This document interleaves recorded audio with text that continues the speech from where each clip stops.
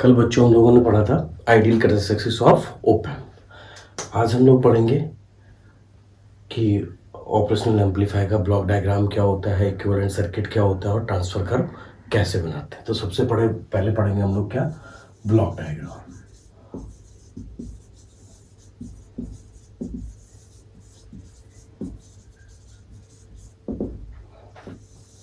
तो आप क्या करेंगे, चार छोटे छोटे ब्लॉक बना लीजिए पहले। 1 2 3 और कितने हो गए हमारे, चार छोटे छोटे ब्लॉक हो गए।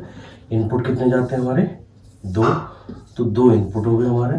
ये हमारा काम करेगा एज ए इनपुट। और लास्ट वाले को आप बना दीजिए आउटपुट। और ये 2 इनपुट इन्वर्टिंग और नॉन इन्वर्टिंग हम ये बनाते जाएंगे।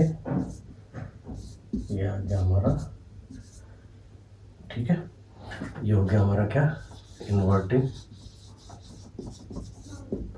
और ये हो गया हमारा नॉन इन्वर्टिंग।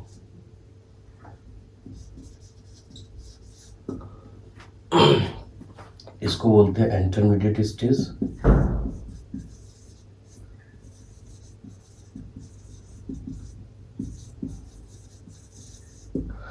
इसको बोलते हैं हम लेवल शिफ्ट।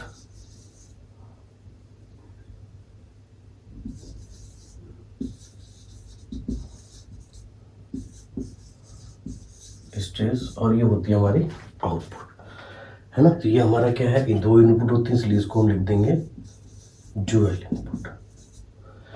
ये हमारी इंटरमीडिएट स्टेज होती है, इसलिए यहां लिख देंगे क्या, ड्यूअल इनपुट बैलेंस्ड आउटपुट।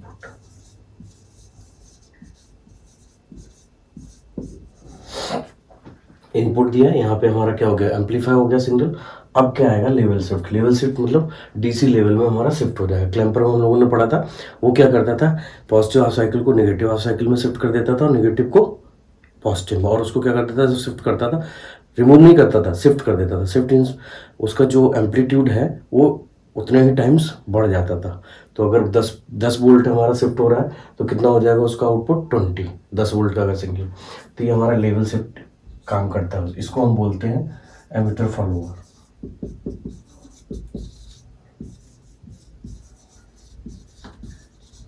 और ये होता है हमारा आउटपुट। तो ये हमारा काम करता है एक पुश पुल एम्पलीफायर की तरह।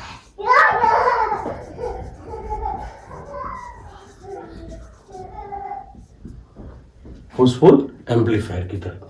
तो ये हमारा ब्लॉक डायग्राम हो गया किसका, ऑपरेशनल एम्पलीफायर का, ठीक है। अब हम पढ़ेंगे क्या, इक्विवेलेंट सर्किट। आइडियल का क्या कैसे बनेगा और हमारा प्रैक्टिकल का कैसे बनेगा।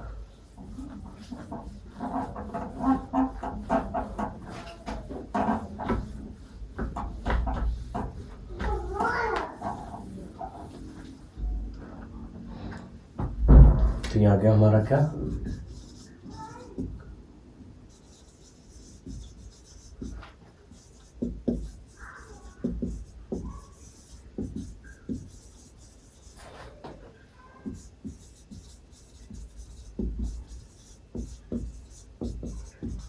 Equivalent circuit of ideal and practical op amp.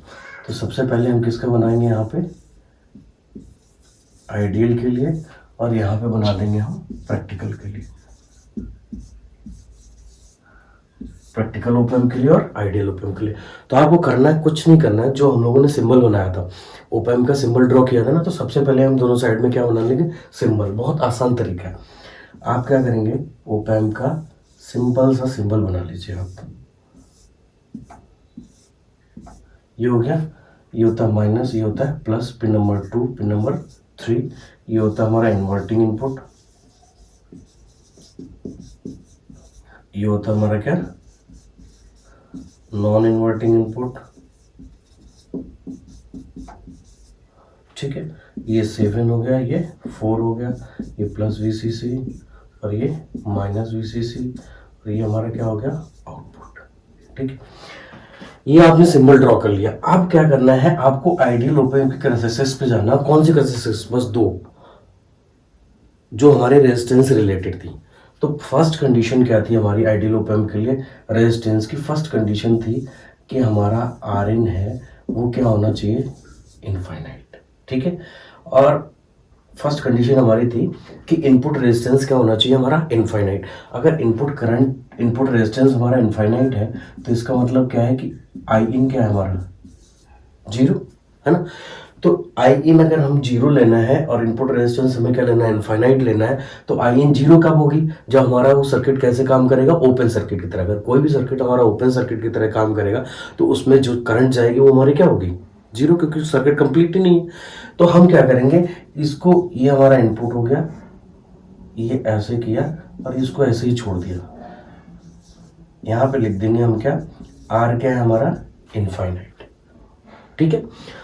और सेकेंड कंडीशन थी आपकी कि output resistance should be zero. अगर आउटपुट रेजिस्टेंस हमारा क्या होगा? जीरो। तो जीरो का मतलब क्या है? जीरो का मतलब है कि मैक्सिमम करंट, आउटपुट क्या होगी हमारा? मैक्सिमम। तो मैक्सिमम करंट के लिए हम क्या करेंगे? करंट हमेशा कौन सा रूल फॉलो करती है? आपको मैंने बताया है, मिनिमम रेजिस्टेंस रूल फॉलो करती है। तो मिनिमम रेजिस्टेंस हमारा क्या है? जीरो। तो इसका मतलब क्या है? मिनिमम रेजिस्टेंस रूल का फॉलो करेगी जब हमारा सर्किट क्या होगा? शॉर्ट। तो हम क्या करेंगे, यहाँ पे एक वायर लेंगे और उसको सीधा सा शॉर्ट ऐसे वायर कनेक्ट कर देंगे ए। तो ये हो गया हमारा क्या? आउटपुट क्या हो गया? शॉर्ट। आर क्या हो गया हमारा? जीरो। तो आर हो गया हमारा कितना? जीरो। ये शॉर्ट हो गया। ये किसके लिए हो गया? आपका आइडियल का। आइडियल का इक्विवेलेंट सर्किट आपका ड्रॉ हो गया आइडियल ओप एम्प के लिए। अब क्या करना है प्रैक्टिकल के लिए? तो प्रैक्टिकल के केस में यही कंडीशन होगी हमारी। पहली कंडीशन क्या आएगी? इनपुट रेजिस्टेंस क्या होना चाहिए? इनफाइनाइट। लेकिन वो किसके लिए? आइडियल के लिए। तो प्रैक्टिकल के लिए क्या होगा? एक हाई वैल्यू सपोज हमने मान लिया 1 मेगा ओम। ठीक है। और सेकेंड कंडीशन क्या है हमारी प्रैक्टिकल के लिए? आर आउट क्या होना चाहिए? यहाँ पे क्या है? जीरो। तो आर आउट जीरो तो नहीं होगा। सपोज मान लिया हमने कितना है? 1 ओम, 2 ओम, 3 ओम, जो भी है हमने एक वैल्यू एज्यूम कर ली।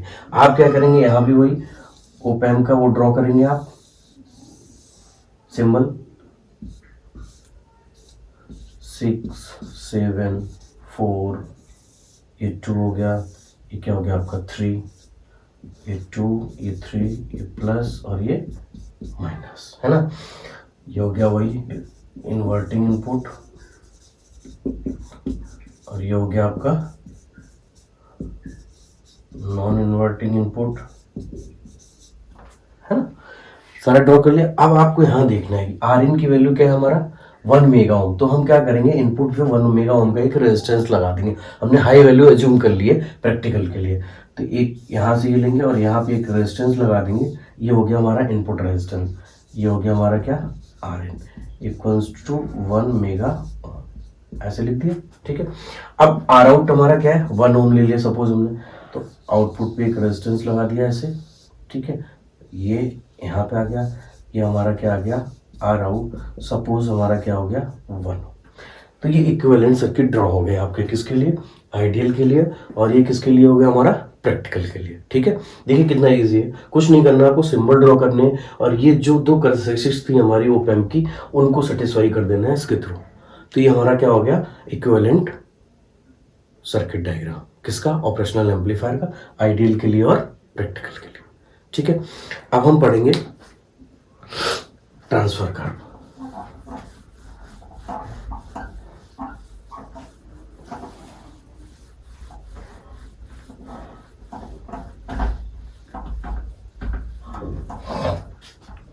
तो transfer curve of op amp.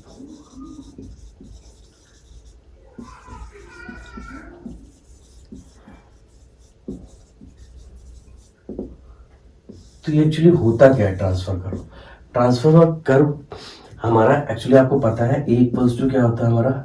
Infinite ideal case के लिए। और ये हमारा रिप्रेजेंट करता है V out upon V I D. V I D या वी आउटपुट अपॉन इनपुट। तो इनपुट में हमारे दो अलग अलग इनपुट होते हैं V1 और V2, उनका डिफरेंस हमारा रिप्रेजेंट करता है वी आई डी। तो यहां से आपका क्या आ जाएगा? V out equals to A V I D, है ना? सिंपल सा है, V out equals to A V I D. इसका मतलब यहां से क्या आ रहा है, वी आउट जो प्रोपोर्शनल है हमारा किसके है, वी आई डी के, ठीक है। तो अगर V out V I D के प्रोपोर्शनल है, इसका मतलब क्या है, अगर वी आई डी बढ़ेगा तो हमारा क्या है, वी आउट भी बढ़ना चाहिए, है ना। वी प्रोपोर्शनल टू, ये होता है ना हमारा Ohm's law, V proportional to I, फिर क्या आ जाता है, V equals to I R A. तो इसका ग्राफ हम लोग ड्रॉ कर चुके हैं, तो वही ग्राफ यहाँ पे ड्रॉ होगा। क्या यहाँ पे होगा हमारा, यहाँ पे आ जाएगा वाई एक्सेस में हमारा ले लिया हमने क्या, वी आउट, और यहाँ पे ले लिया हमने वी आई डी।